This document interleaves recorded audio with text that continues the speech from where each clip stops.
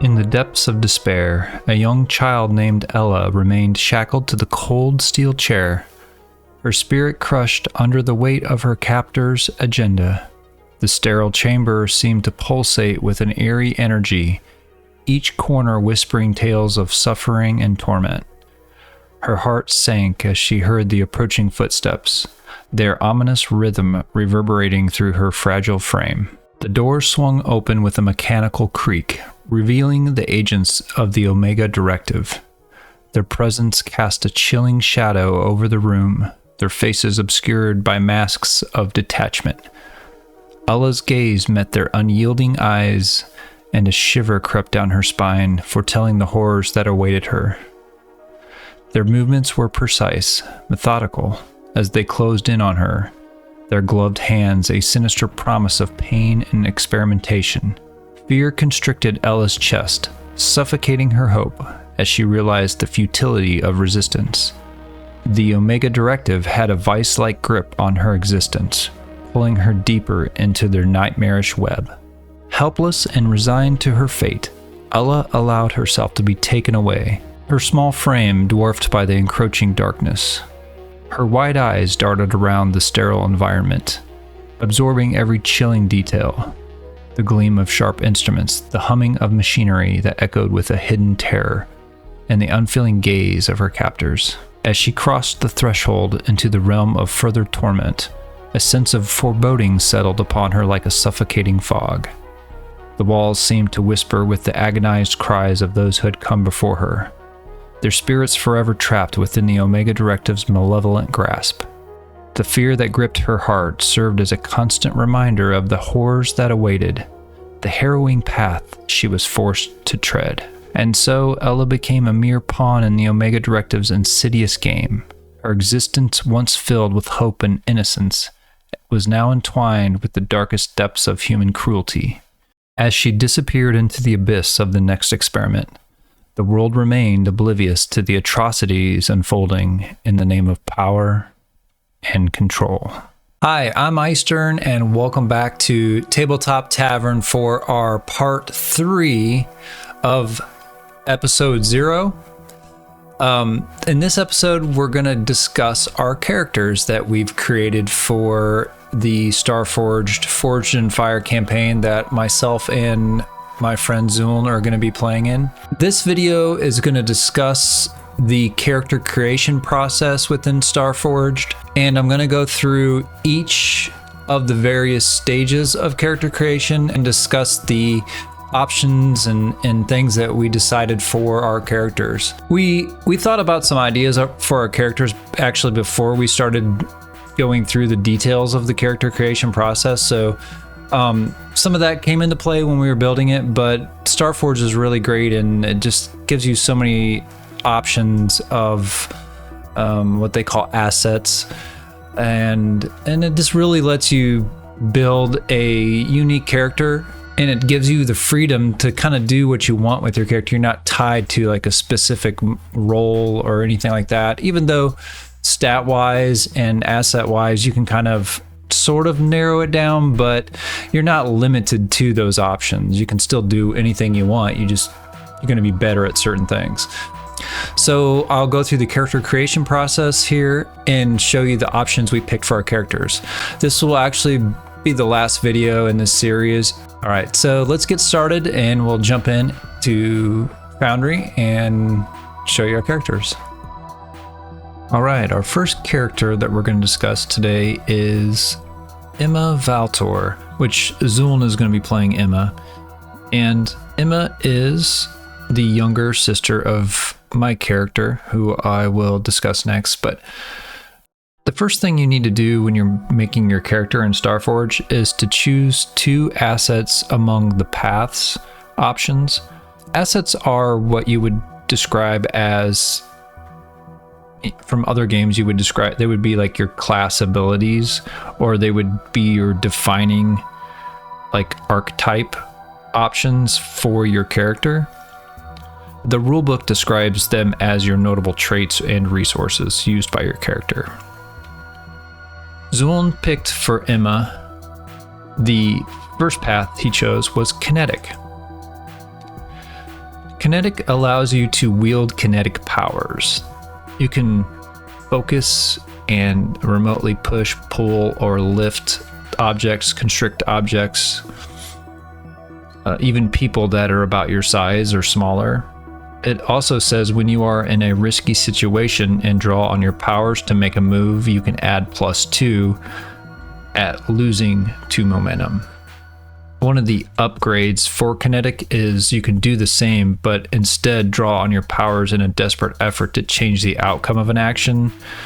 And if you do that, you can add +2 after you roll and then take away 3 momentum. So you would lose 3 momentum.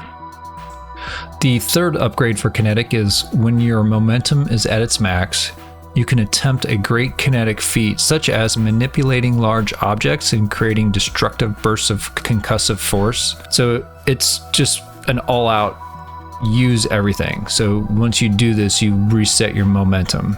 When you do this, you take an automatic strong hit, and if you're in a fight, you can mark progress to that. The second path that Zuln chose for Emma is Fated. Fated states when you fill a box on your background vow, also mark 1 tick on your quest's legacy track. When you go to fulfill your vow on the background vow, your fate is at hand. You take an automatic strong hit and you envision the final sacrifice that brings your story to an end. This could mean a couple different things. I think it's open to interpretation to decide, does that actually end your character or does it just end their story? Their fate has been fulfilled. We don't know. That's up to the dice, or when we come to that decision, we can make that there. One of the upgrades for Fated is when you face death or face desolation while your background vow is unfulfilled, it is not yet your time. Instead of rolling, you may take an automatic strong hit. If you do, this asset counts as an impact, and you can no longer have that protection until you reach another milestone on your background vow. So it's basically like your get out of jail free card. If something bad is happening to you, you can negate that, but you can't use that until you reach another milestone on your background vow. The final upgrade for Fated is when you make any progress move directly related to your background vow and roll a 10 on either challenge die, you may re-roll that die. On a strong hit, you take +2 momentum. So after you've chosen your 2 assets, the next part of creating a character in Starforged is to create your backstory. This is just basically envisioning what has happened to you in the past or separated you from your former home or relationships. For Emma, being a kinetic, this fits in with one of our truths of our world, which is the Omega Directive. See, the Omega Directive, they basically hunt any of what we're calling the scions in our world, which are people that have the ability to do kinetic powers. They will do tests on them to basically expand the ability of these scions. The Omega Directive wants to use these scions for their own purposes. For Emma's background, she was actually captured by the Omega Directive, and she had tests done on her when she was younger, possibly in her teenage years or something. However, she was able to escape from the Omega Directive with potentially some help from our parents, and my character, her brother Joran, assisted in that. But this has also developed what her background vow is. Emma's background vow is to prevent the Omega Directive from using innocent scions as weapons. The background vow is the next step in when you're creating your character. So you envision what your vow is. So this is your epic quest, so to say, for your character. What your defining vow is that you want to complete. Since Emma was captured at a younger age and went through the terrible things that the Omega Directive did to her in the testing, it just fits with her fated vow. She is hell-bent on bringing the Omega possibly down, but she definitely wants to stop them from capturing more innocent children and scions and using them.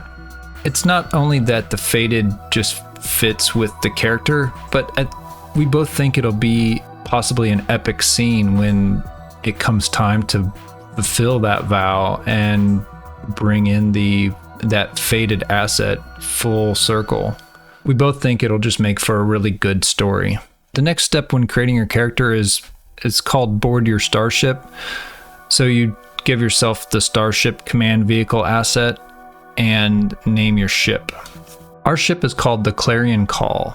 You can see on here that we have a sensor array module. This is actually an asset that comes from my character Joran, so I'll discuss that next.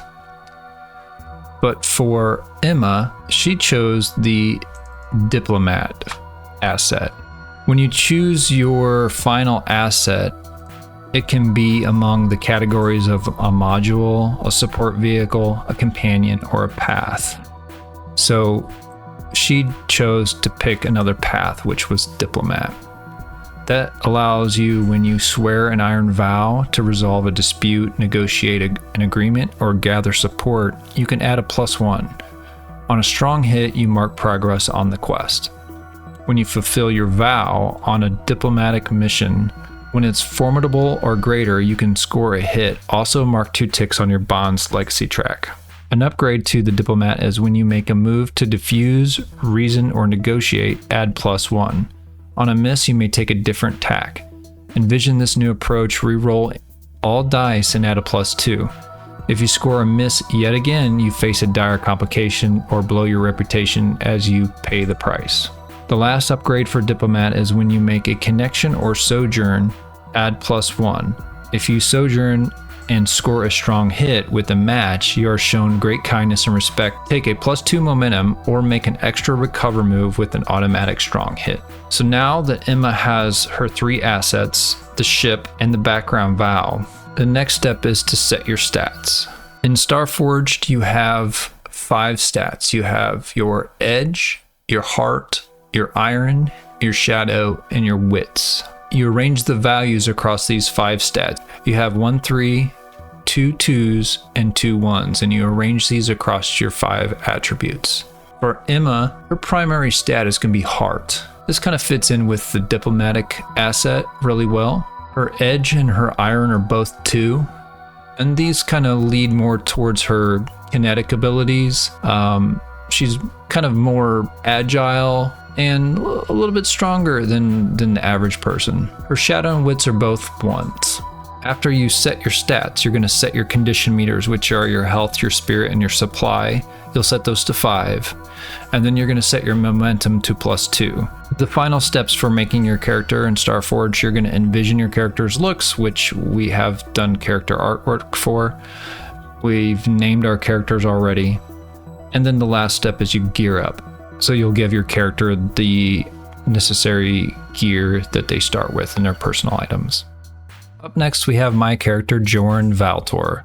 This is the older brother for Zuln's character, Emma. First asset that I chose to take was the tech asset. This allows me, when I'm making a move to configure, optimize, hack, or disrupt an electronic system, I can add a +1.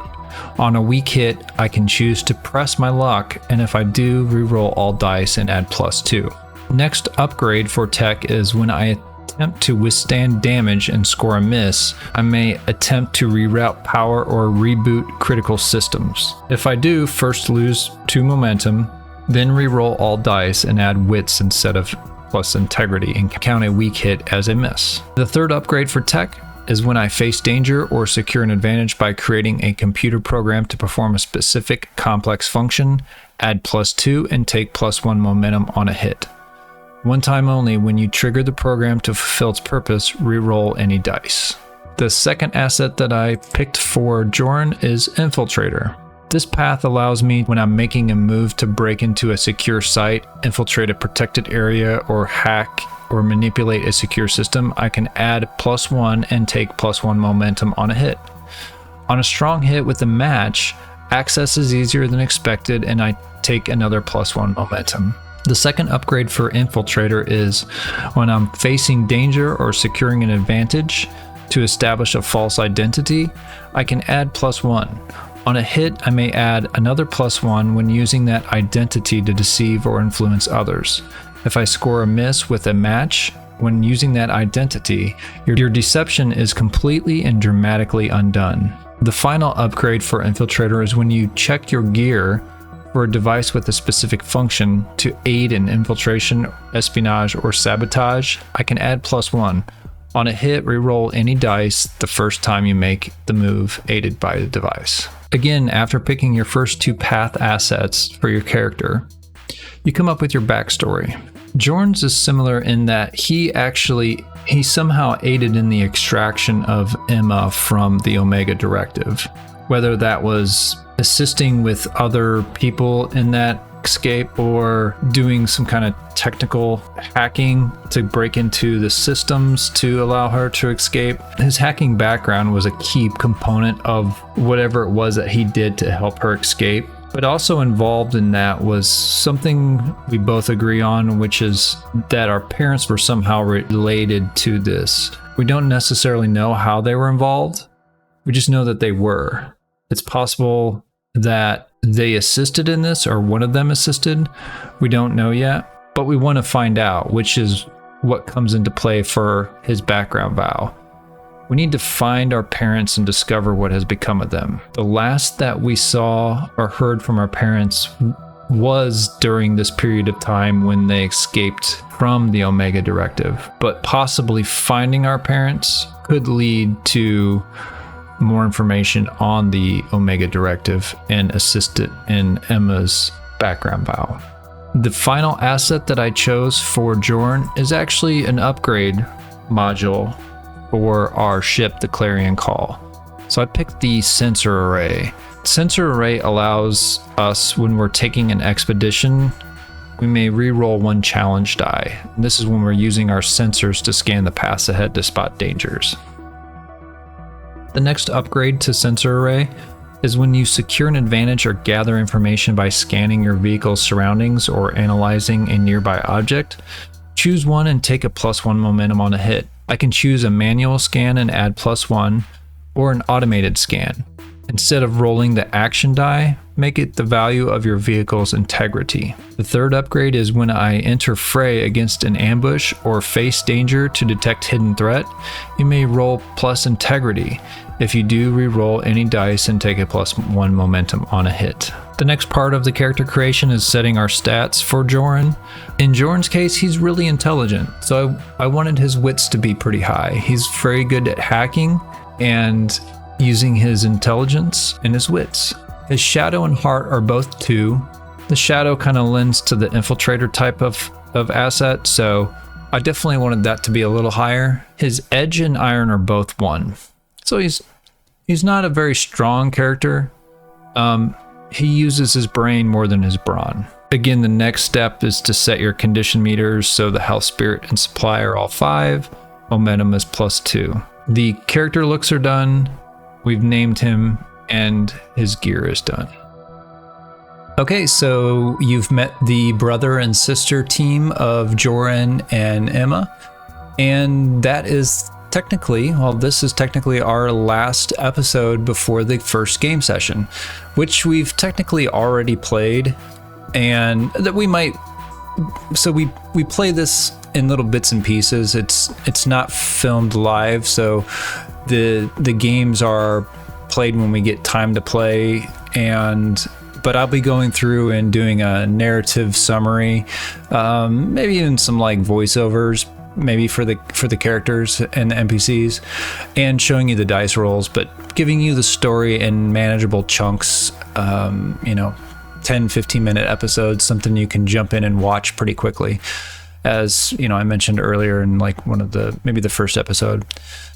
So we're leaning heavily on we're leaning heavily on the concepts that the Omega Directive is pretty important to our backstory, and that's something that may come up quickly in the game, and it may not. We don't know, but it's a driving force. It's our background vows are leaning heavily into that theme, so we're going to be pushing to try to do that, but there's really no limit to what you can do in the Starforged game system.